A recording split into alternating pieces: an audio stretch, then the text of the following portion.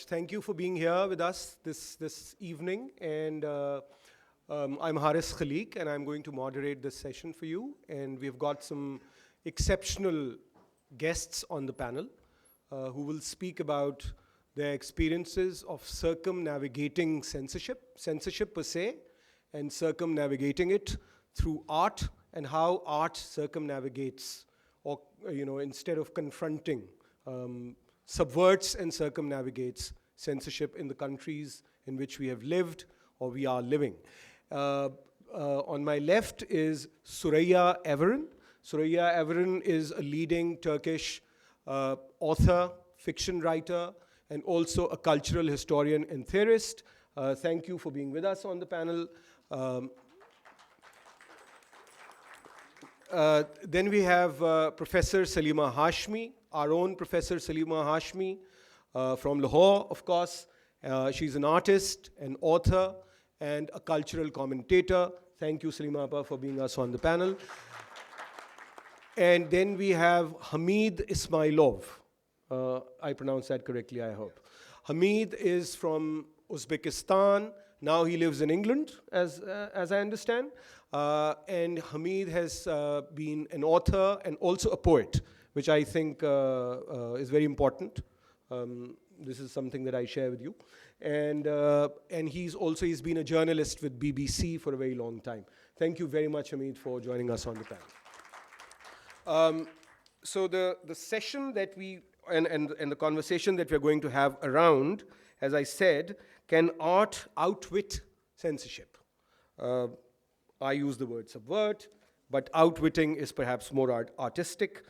And we are going to, I will begin, if my other panelists allow, with Hamid to tell us about his experiences of working in Uzbekistan and then getting exiled from Uzbekistan in 1992, if I remember correctly.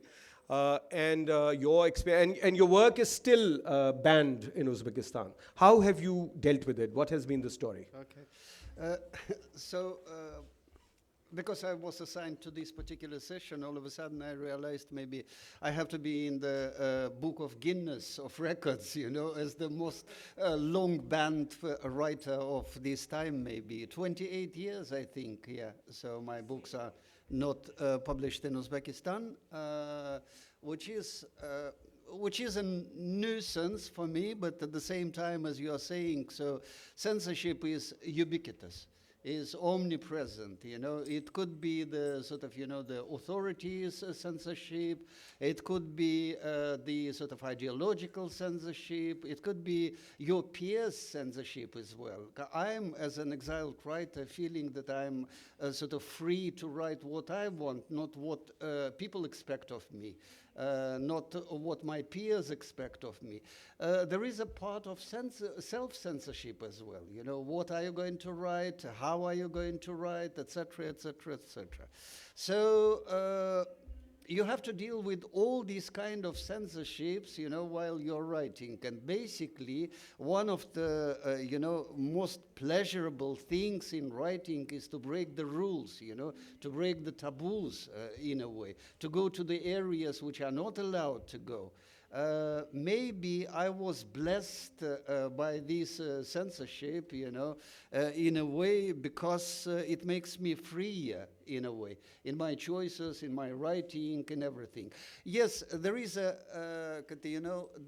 problem of reaching your readership, because I'm writing still in Uzbek and in Russian, in English as well. But my main readership is in Uzbekistan. So you have to reach somehow, though the authorities try to erase your name from the sort of, from the scene as such.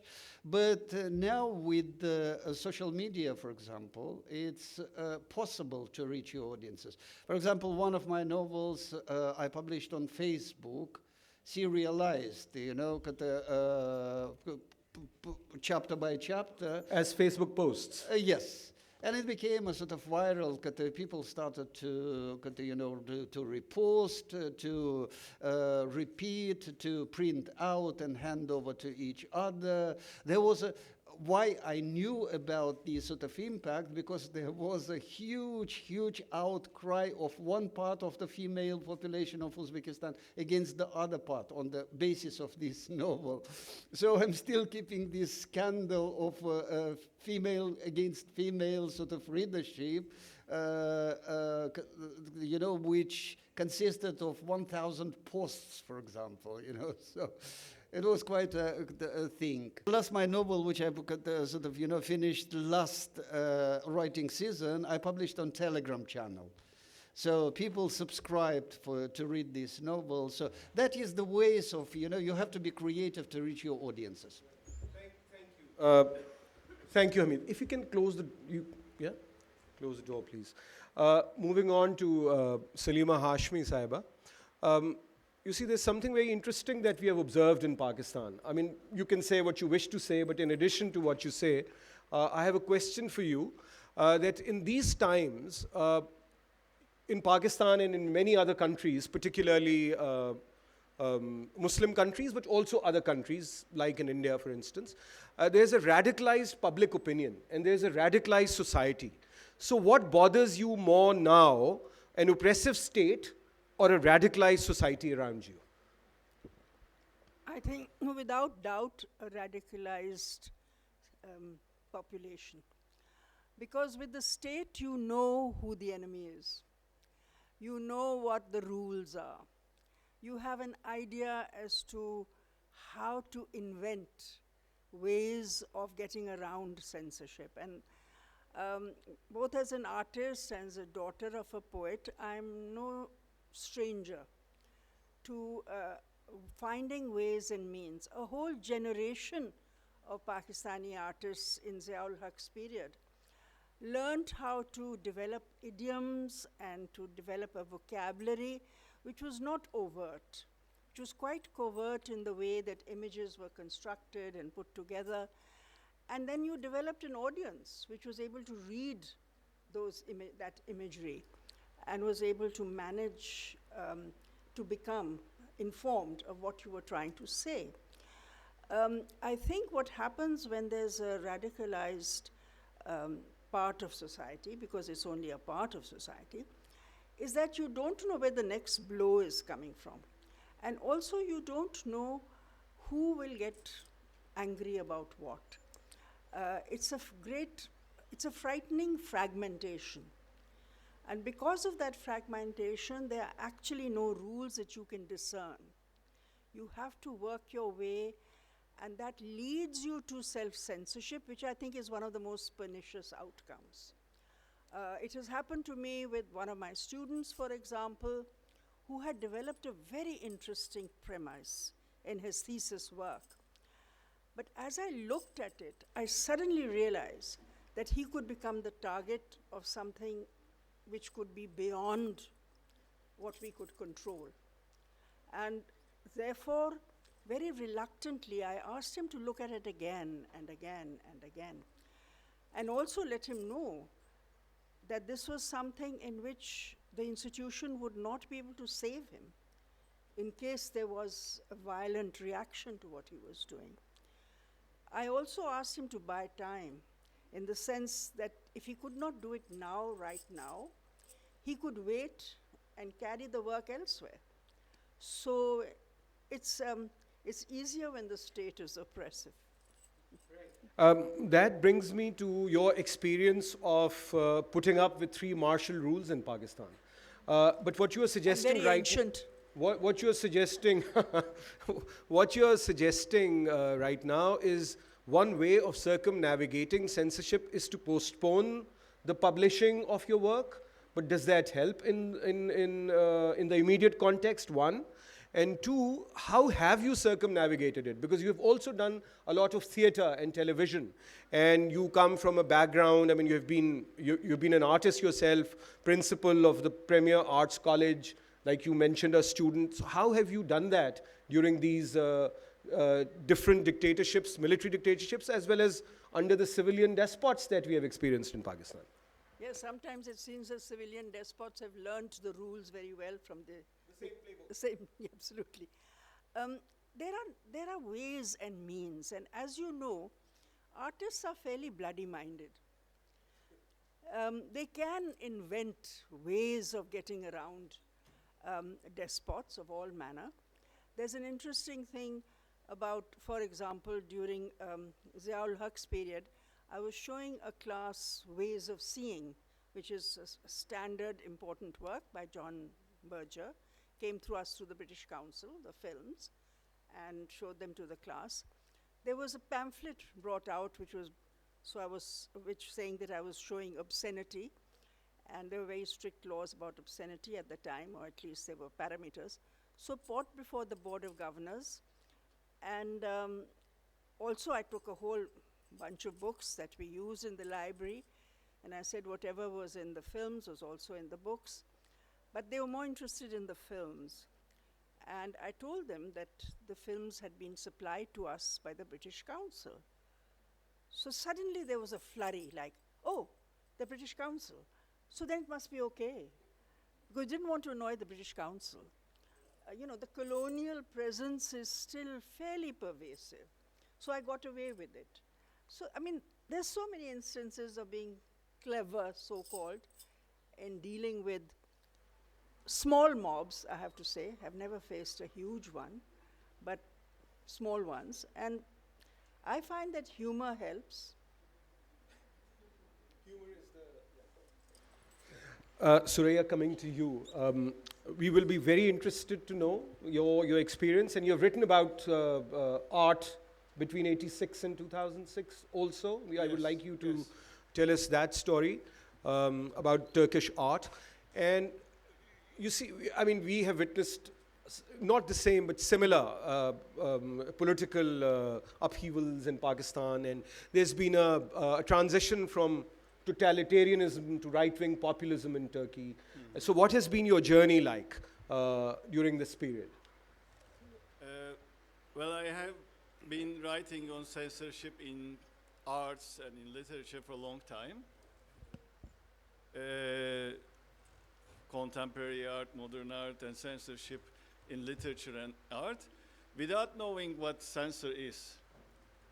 At one point, I thought, what does that mean? What is censorship? And decided to look at the etymology of it. And I was wondering if it's related to something like cutting, eliminating, banishing, finishing off, you know, silencing, erasing, something like that I was expecting.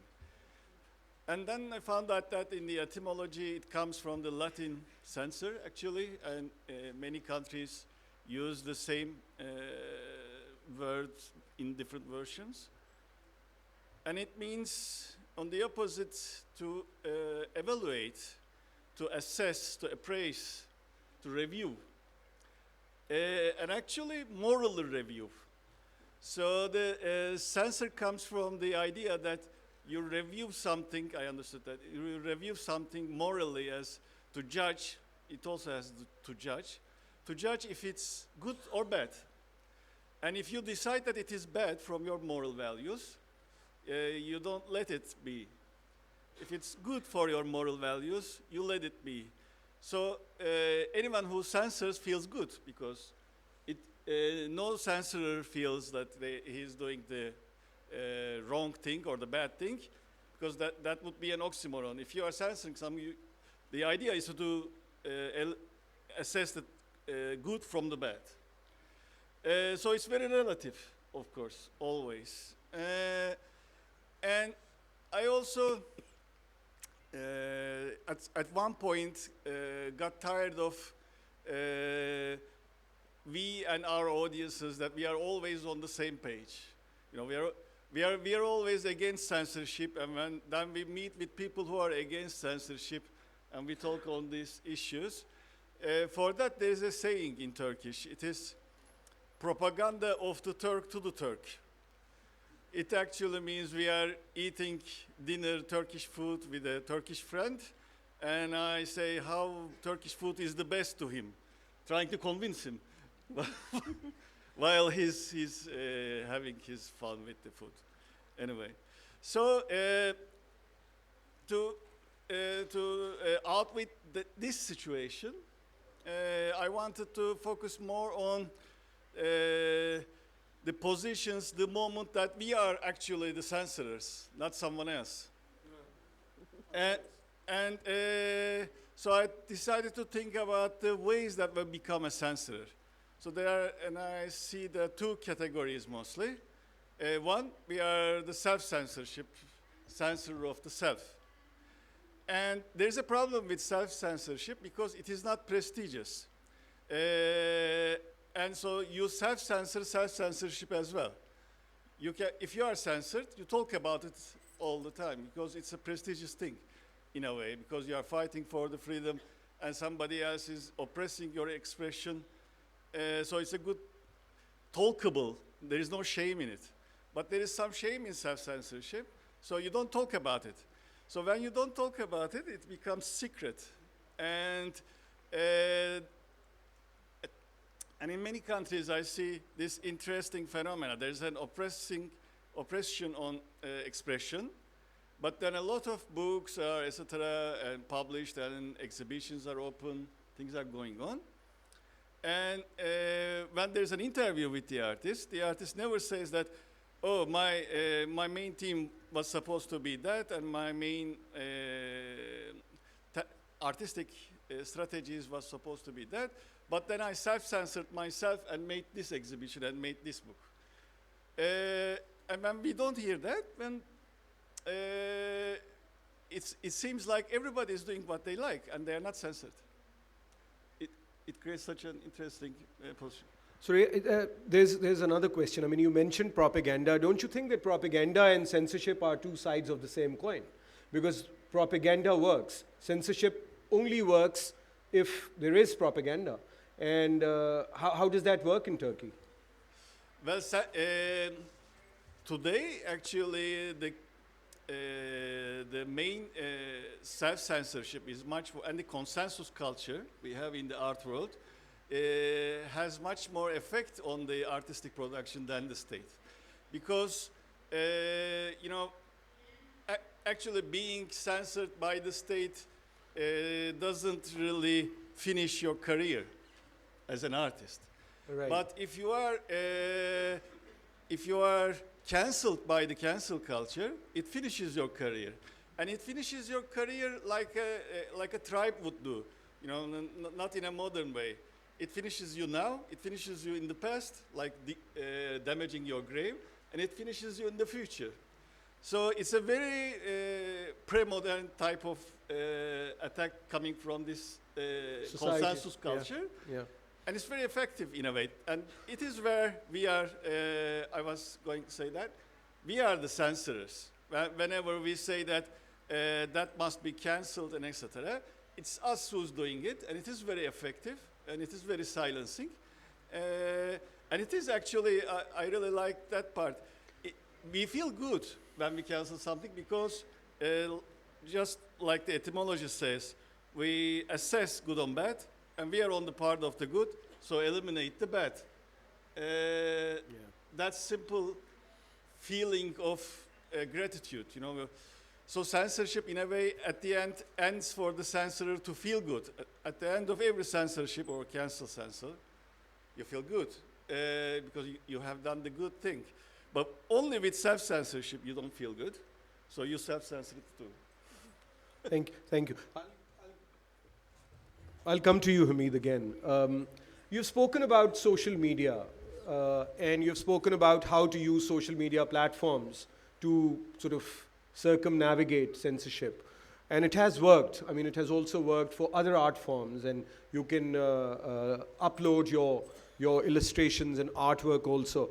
But what was happening before that? Because this is very recent. So how were people in the larger sort of Central Asian republics under the Soviets, or even before, or after that, because it's just the shape and form of the state that has changed in terms of some ideological preferences, but the rest of it, the political governance more or less remains the same. So how were people dealing with it earlier? Okay.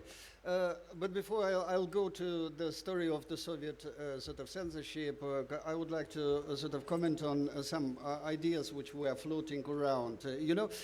Feel-good theory is a bit dangerous, of moral relativism, that is the problem, For example, if you take today's Russian propaganda, they're feeling good, and the half of the population feels that they are right, But the judgment here of a common sense says to us it's wrong, So you have to have your moral judgment, in towards the censorship and towards the propaganda.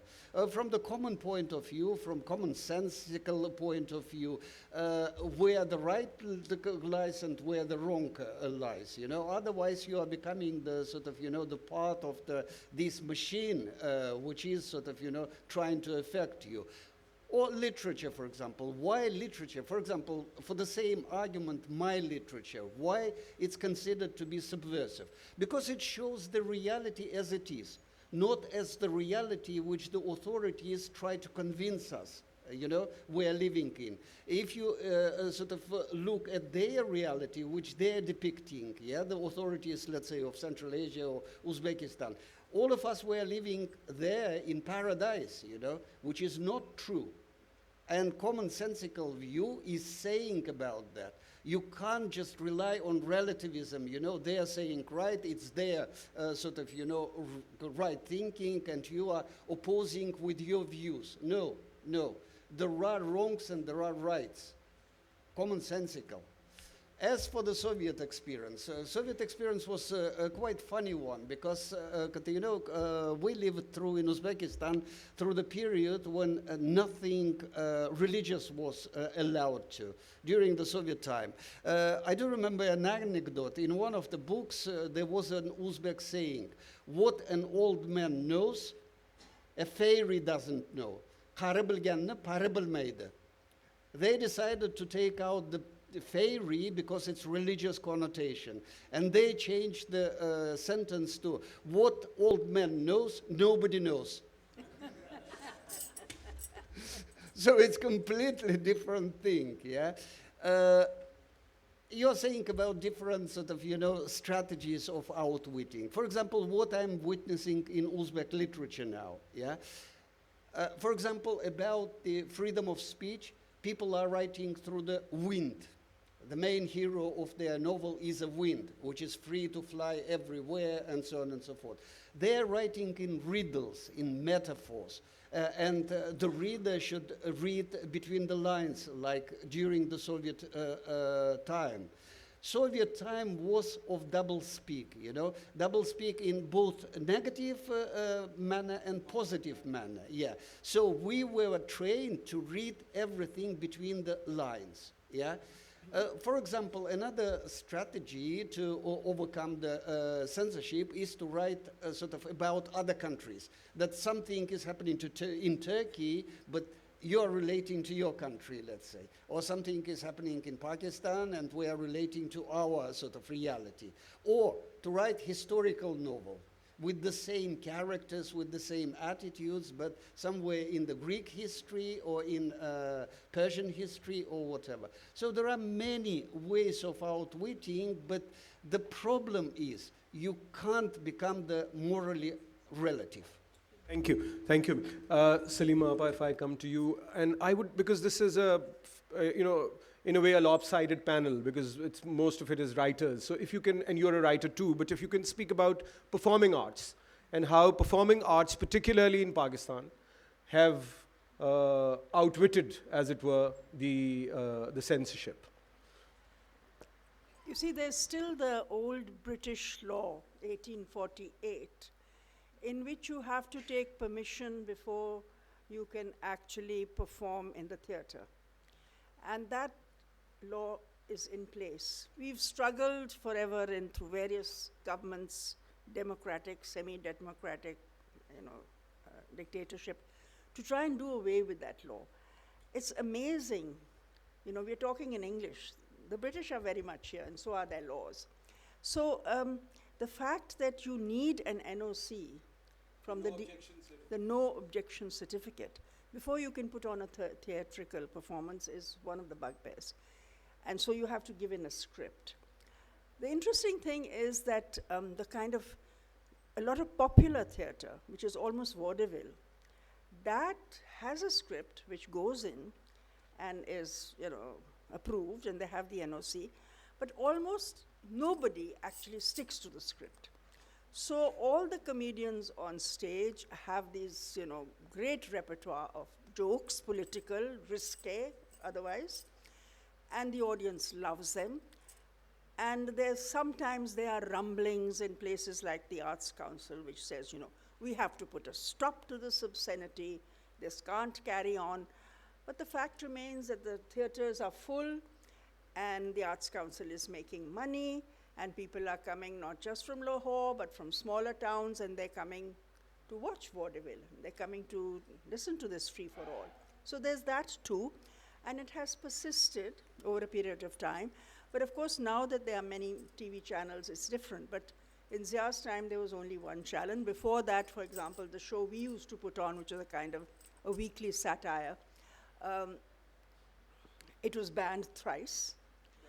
And one time the minister, it was on health, the minister walked in and said, shut this channel and blah, blah, shut this program. Another time we had a truck, which the truck number was 1947. The truck would not move, and it was constantly being repaired. And these characters would come out from under the truck, and they would, theorize about what was wrong with the truck. Well, people got, the powers that be got wise to that, so put an end to that. Then there was a big uproar, so we were allowed to come back on television. So I think there's been this back and forth. And I said, humor has been an incredible ally of the performing arts. There has been wonderful serious theater like Ajoka and so on, which have taken up cudgels on behalf of various kinds of issues and concerns. So it has managed to survive, and it has managed to thrive even in smaller towns where now it's possible for colleges and schools to put up theater. So in a way, it's a story of ups and downs still. And I think that, as been said, social media gives you the chance to do the most, pungent things, including TikTok. There has been aggression against performers, but performers have survived. During one period, Ziaul Haq's period, you could not even sing Bulle Shah in the hall here, who was a Sufi poet. And Abida Parveen was stopped from singing. They said you can sing the other poets, but not Bulle Shah. Yeah.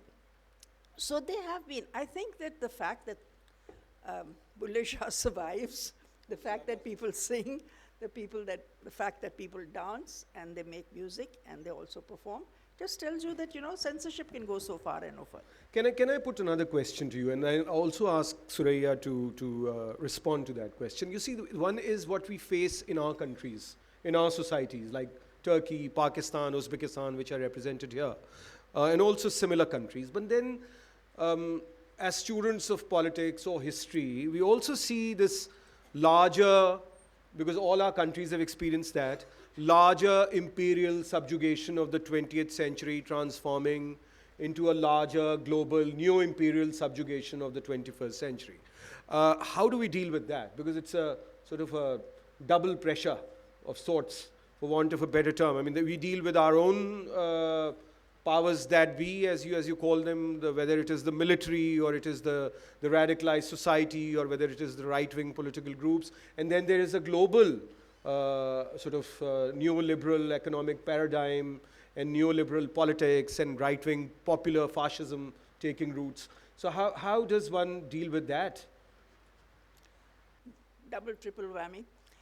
And the thing was that they had only asked collectives, artist collectives, to get together. So everywhere there were artist collectives exhibiting. And there was this uproar. And the groups that were targeted, the Palestinian artists. And not only were they targeted, their work was vandalized. Vandalized. An exhibition of films from Japan also had somewhere someone talking about Palestine. There was a big uproar against it. There was another exhibition in which, again, there was something to do with Palestine. It was amazing as to how knee-jerk the reaction from one section of the Democratic Republic of Germany was. So that's, there is this illusion that there is censorship is what we go through. It's not, as we know.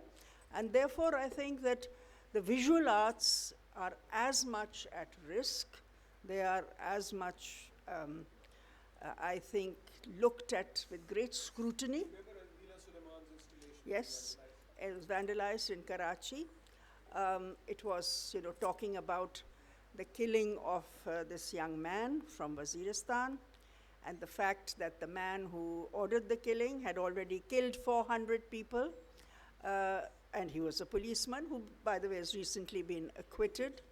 So I think that violence, the state, but also non-state actors are something that puts certain points of view in place, and it becomes censorship, yeah. Süreyyya. Yeah. Yes. The same question, or you want me to repeat it? No, no. Yeah. Yesterday, in one of the talks, a speaker was talking about her experience as a translator and about writers who both write in Urdu and in English. And she said something interesting about self-censorship. She said that when I translate these texts and work on these different, same writer writing in different languages, I noticed the different tactics of self-censorship in different languages. When the same writer writes in English, doesn't write something, and the same writer writes in Urdu, doesn't write something. Well, morality is always relative, I must say. There can't be any time any moral principle that is valid, a universal moral principle that is valid everywhere, all the time, in the future and in the past. It's always relative because it's based on the idea that you create something good and something bad. It's totally creation. And only in situations that we share it so much that it doesn't look like, it looks normal to us. It doesn't look like that it is our choice. That's where we become censorists. For example, these days, the famous novelist Roald Dahl is being censored. Yeah. And it is not a problem for anyone because we think it's a good way of censoring, so it is being done. As in Documenta, very well that you mentioned Documenta, because it was so shocking, especially compared with the Berlin Biennale, yeah, and how the Iraq artists withdrew and nothing happened there, because it's all about this sensitivity. The sensitivity. There are, for example, who censors Roald Dahl? There are now new editors. They are called sensitivity reader.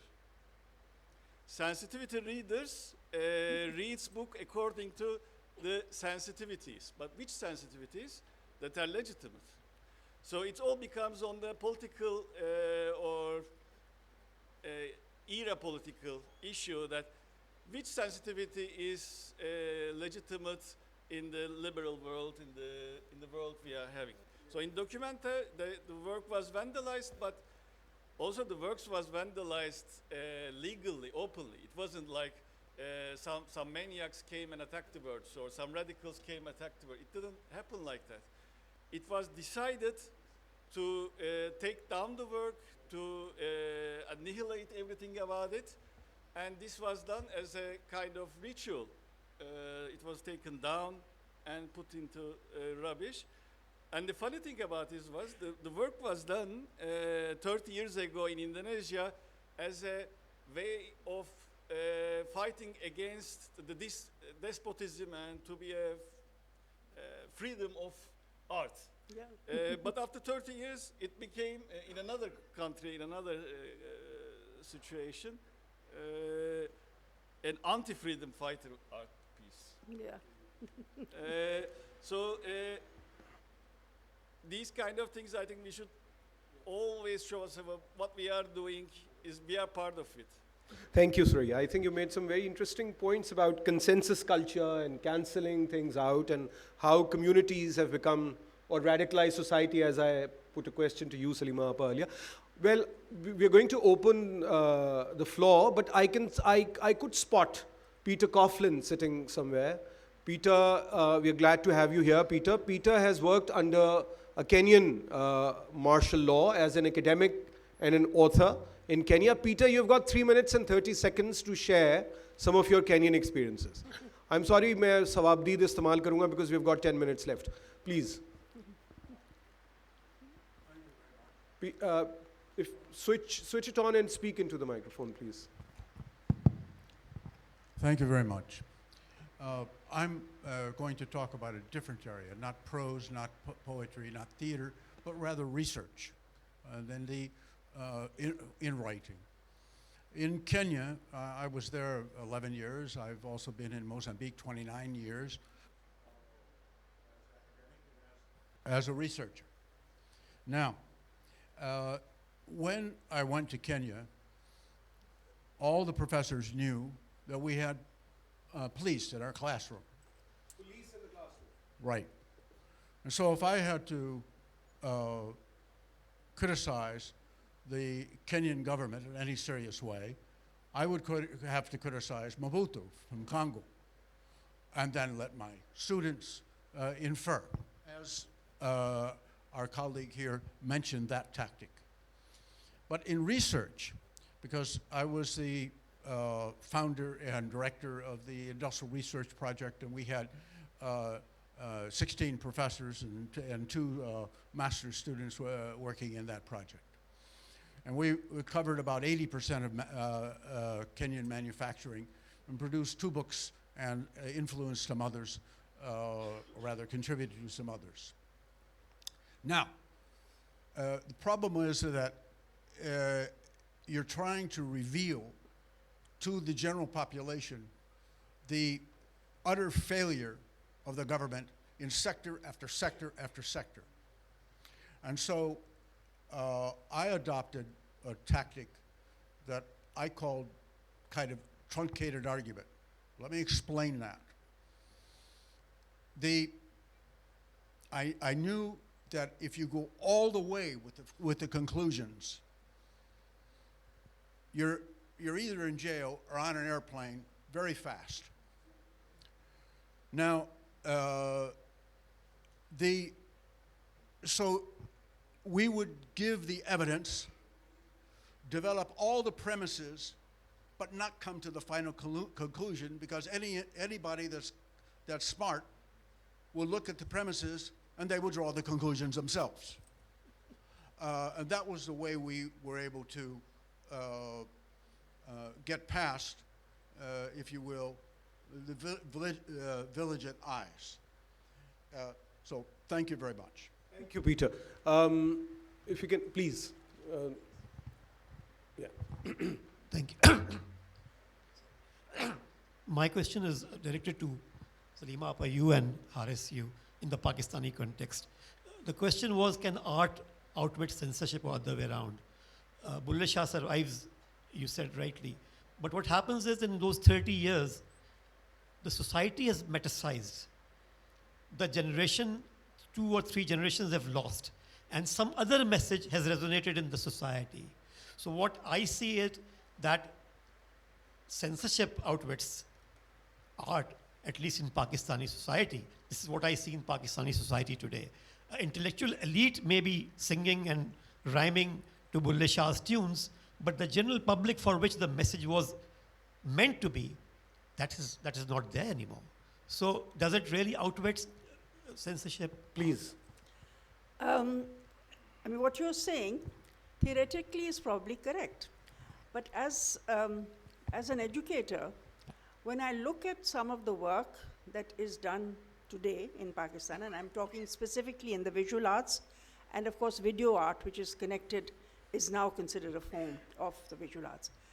I see the most strong, courageous work which is emerging. The metaphors being used are fairly sophisticated, and yet they are not such that cannot be understood widely. I think our audiences, because of the phones we carry, they have become used to a vocabulary which has to do with the moving image. And there are plenty of artists who are working not just with the moving images, but with other ways, like performance art, in which they're commenting freely. Your question about whether this is only the elite, no, it's not. I'm talking about artists who are coming from very remote places, where they're coming from places like Waziristan, or coming from places in Balochistan, or coming in places, small towns in Punjab and in Sindh, and one comes across them in the most unlikely of places, and you look at a piece of work, and you say, you know, where did this come from? Where did they emerge from? They're there. I think we should give credit to the fact that, given the chance, people think. And that is the only way of assessing is that when it emerges in literature, when it emerges in art. Unfortunately, we've had too many films being banned recently, so we have not been able to judge whether it's there too. But I know that the radicalization has stunted intellectual growth and expression in many areas, but you'd be surprised as to what has survived and how it's blossoming. Very quickly, since you mentioned, you see, art has a very difficult relationship with power. It subverts power. I mean, it has a very comfortable relationship with politics for many of us, but when that particular politics turns into power, art begins to subvert it too. And that continues to happen. So whether there's been a 30-year or a 20-year, we had very short periods of martial rules in Pakistan. I mean, there are countries in the world who have seen 30, 40 long years of dictatorships, and far more brutal dictatorships than we have experienced. But in those countries also, somehow, even if we are unable to circumnavigate, so to speak, we have been resilient as artists or as creative writers. The gentleman in the red shirt, is it red or shocking pink? I can't make it from here.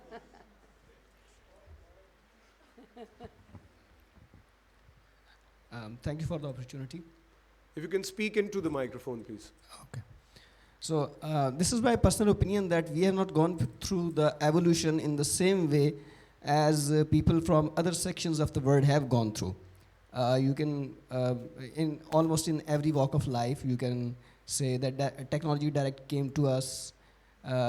We have that traditional clothing, while people from other parts of the world have different cloth for every different profession. And so are we ready for the content that we are consuming without going through that process of evolution that we should have gone? As we can see that we are moving from lengthy videos from YouTube to a TikTok, 30-second videos. People with better looks are getting millions of views, and people with some intellectual message are getting views in thousands. So are we ready? Before I ask any of you to answer, if I may say that partly I agree with you, but then the countries you are mentioning are still capable of electing Donald Trump as the president. So if any of you who wish to answer that, is there a flow chart of history? There's an evolution in societies that takes place. How does that work? Hamid? I'll start with what we're discussing, you know, that these issues are not just confined to our countries. It's world sort of, you know, issues. And in that sense, you know, we as a creative classes, we are carrying lots of responsibility. And lots of mistakes as well, you know. For example, we are talking about Western society. I'm living in the Western society, and what I'm discovering with the Western society, for example, I used to live in the Soviet Union, and every national literature existed as the sort of ghetto literature. In Uzbek novels, all the heroes, all the characters are Uzbeks. In Russian novels, all the characters are sort of Russians, one Jew, one Ukrainian, maybe one Tatar. So I came to the West, it's the same, you know. Take the sort of mainstream literature, Ian McEwan or Martin Amis or whatever. One sort of kind of breed of people, you know, whereas my reality is completely different. Completely different. My cul-de-sac consists of any breed of people, you know, but reality is not shown as it is. Is it censorship? Yes, it is. Where does it come from? From inside of us as creative classes. Because we are, as Uzbeks say, you know, we are sucking the milk raw, you know, we are quite raw as the species. And we're not talking about that one, for example. For example, another anecdote. I am constantly invited to the panels where I'm representing the Islamic world. Imagine, for example, you know, Ian McEwan the same, yeah, representing Christianity. Yeah. You would never imagine that one. So there are prejudices inside of us, which we are calling traditions, which we are calling the sort of, you know, rituals, the way of life, and so on and so forth. Englishness, Scottishness, or whatever, Uzbekness, and so on and so forth, which are full of prejudices. And we, as the creative classes, and any person, should articulate it, should fight it, should say about that. That is the only way to wake up. Thank you, Hamid. Hamid. Yeah, sorry. Yes, the lady in the third row.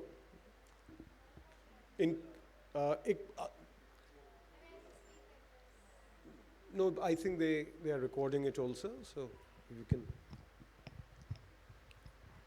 Thank you. So my question was, it was interesting that you raised a point on cancel culture. So what I wanted to ask was, in cancel culture, you are canceled, right? There is, after that you have nothing. But in censorship, you still have the capacity for the work to survive.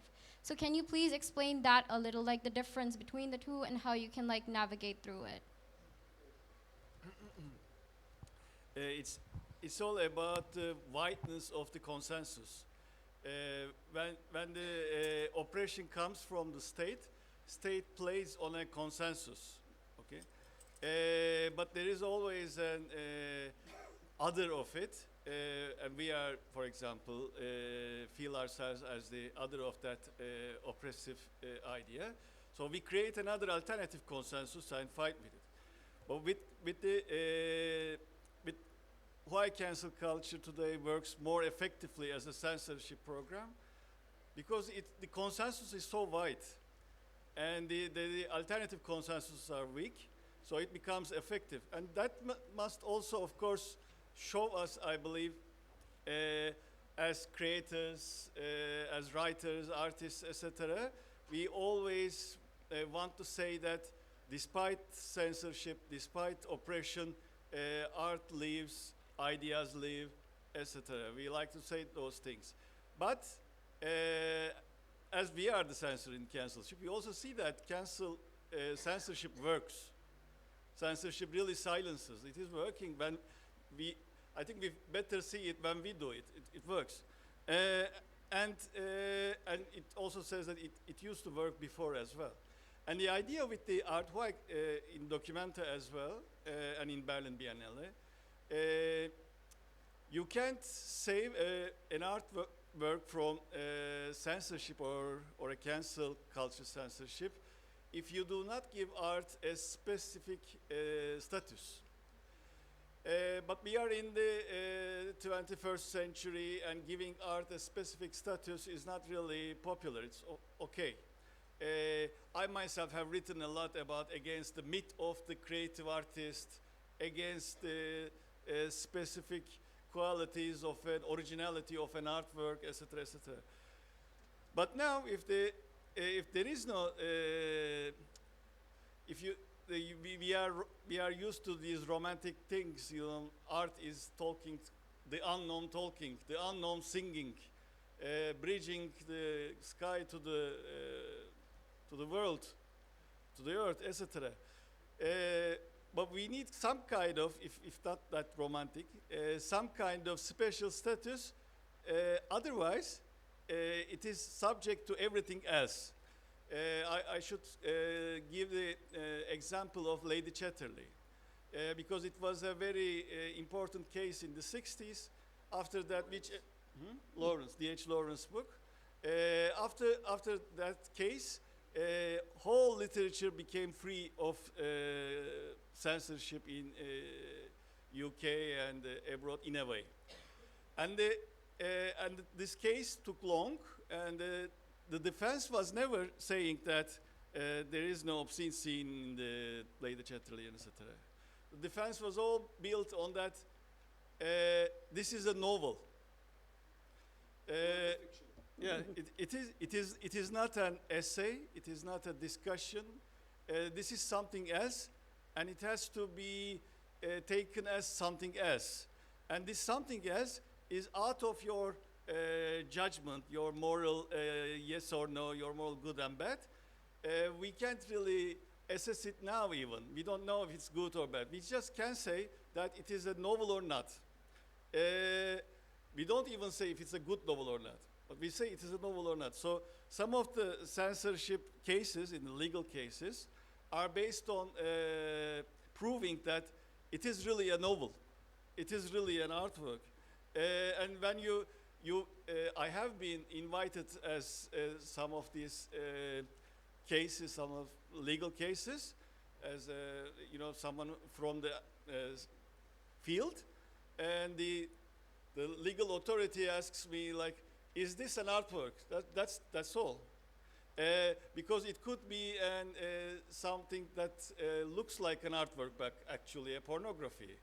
Then the problem about pornography is it's functional, but the art shouldn't be functional. You know, it is. Maybe it doesn't function. Yeah, we write poetry, and there might be no function of it all, and that's good.